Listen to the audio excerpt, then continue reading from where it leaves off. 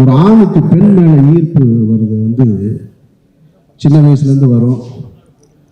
அது திருமணமாகிற நேரத்தில் வந்து பொண்ணு எப்படி வேணும்னு கேட்டால் ஆண் சொல்லுவான் எங்கள் அம்மா மாதிரி வேணுமா, பெண்கள்கிட்ட கேட்டால் எங்கள் அப்பா மாதிரி ஒரு மாப்பிள்ளை வேணும்னு சொல்லுவாங்க. இன்னும் சிலர் வந்து எங்கள் டீச்சர் மாதிரி வேணும்னு கேட்பாங்க. அதில் மாரி செல்வராஜ் சின்ன வயசுலேயே அவருடைய டீச்சரை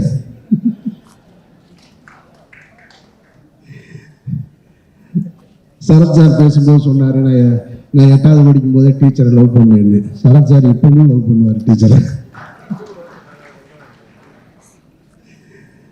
தானு சார் பேசும்போது தன்னுடைய டீச்சர்கள் எல்லாம் சொன்னார். இதில் என்ன ஒரு விஷயம்னா, இப்போ இந்த டீச்சரை லவ் பண்ண அனுபவம் எல்லாத்துக்கும் இருக்கும். இப்போ சொல்லலாமா வேணாமன்றது தான் இப்போ இதில் இருக்கிற பிரச்சனை. நானும் லவ் பண்ணியிருக்கேன். இப்போ என் கதையை மாறி எடுத்துட்டாருன்னு எப்படி போய் சொல்றது நான்? ஏன்னா எல்லாரும் லவ் பண்ணியிருக்கோம். இப்போ என் கதையை திருடி எடுத்துட்டாருன்னு சொல்ல முடியாது. இல்லை இதை பார்த்துட்டு இது என் கதைன்னு சொல்லி உரிமை கொண்டாடவும் முடியாது. ஒருத்தர் எடுத்துட்டாரு, சொல்லிட்டாரு, முதல்ல சொல்லியிருக்கணும், நம்ம சொல்லாமல் விட்டுட்டோம். நான் வந்து பேர் சொல்லலை, ஏன்னா அவங்க இப்போ என்னுடைய தாய் ஸ்தானத்தில் இருக்கிறாங்க. அந்த டீச்சர் நான் இப்போ பேர் சொல்ல முடியாது. நான் லவ் பண்ணியிருக்கேன். மாரி செல்வராஜ் அந்த படத்தில் அந்த பையன் பேர் என்ன, அந்த கதாபாத்திரம் சின்ன பையன் இருக்கான் இல்லையா, அதை எப்படி கர்ச்சிப்பெல்லாம் முகர்ந்து பார்த்தானோ அது மாதிரி நான் உங்களுக்கு பின்னாடி உட்காந்து அவங்க சேலை முந்தானையெல்லாம் பிடிச்சி பார்த்துருக்கேன்.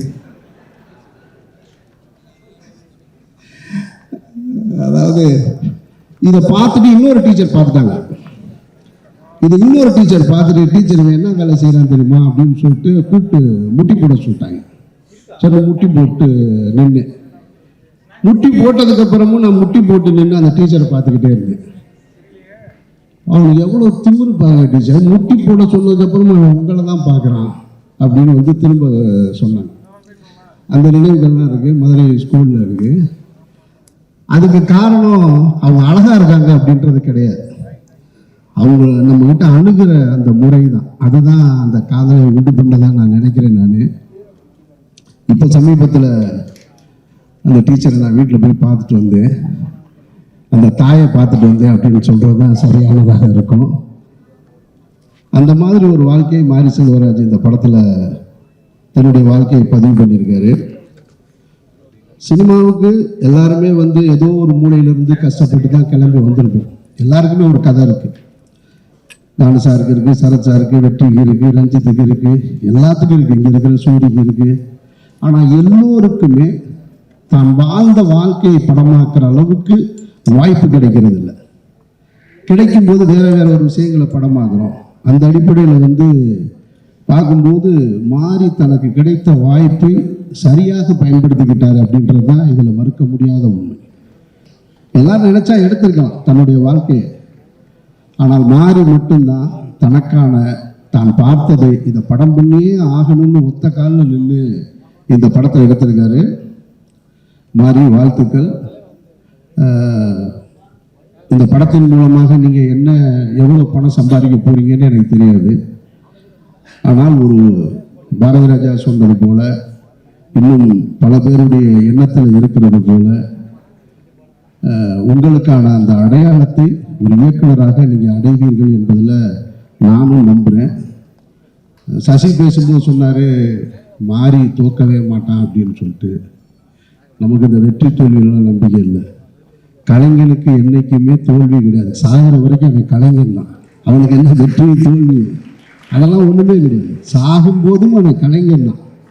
உங்களுடைய படைப்பு, உங்களுடைய சிந்தனை மக்களிடத்தில் எப்படி போய் சேர்ந்துச்சோ, பிசி சார் சொல்லும்போது சொன்னார் பாருங்க, நான் இந்த வாழ்க்கையெல்லாம் நான் பார்த்ததில்லைன்னு, நான் திரையின் மூலமாக பார்க்குறேன்னு. அந்த மாதிரி கொண்டு வந்து சேர்க்கிற ஒவ்வொருத்தருமே கடைசி வரைக்கும் வெற்றியாளர்களாக தான் இருப்பாங்க.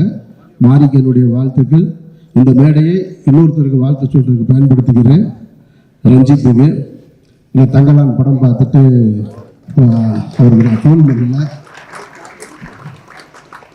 ஒரு மிகப்பெரிய உழைப்பு கொடுத்துருக்க ரஞ்சித்துக்கு என்னுடைய நெஞ்சார்ந்த வாழ்த்துக்கள்.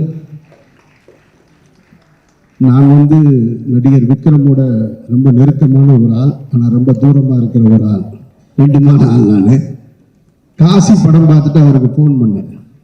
அதுக்கப்புறம் இப்போ வரைக்கும் நான் ஃபோன் பண்ணவே இல்லை. எந்த படம் பார்த்துட்டு தங்கலான்னு பார்த்துட்டு நான் வீட்டுக்கு போய் ராத்திரியில் என்னோட வாட்ஸ்அப்பில் ஒரு ஸ்டேட்டஸ் வச்சேன், தமிழ் சினிமாவுக்கு பெருமை சேர்த்த கலைஞன் அப்படின்னு. சினிமா அவரை கொண்டாடுதில்லை. இனிமே எங்க தமிழ் ஆக்டர் யாரா அப்படின்னு சொன்னா விக்ரம காட்டலாம். அந்த இடத்துக்கு தன்னை அர்ப்பணிச்சிருக்கார். அப்படி ஒரு வாய்ப்பை ஏற்படுத்தி கொடுத்த ரஞ்சித்துக்கும் ரஞ்சித் குழுவினருக்கும் அனைவருக்கும் என்னுடைய நெஞ்சார்ந்த வாழ்த்துக்களும் நன்றிகளும் பாராட்டுகளும். நன்றி.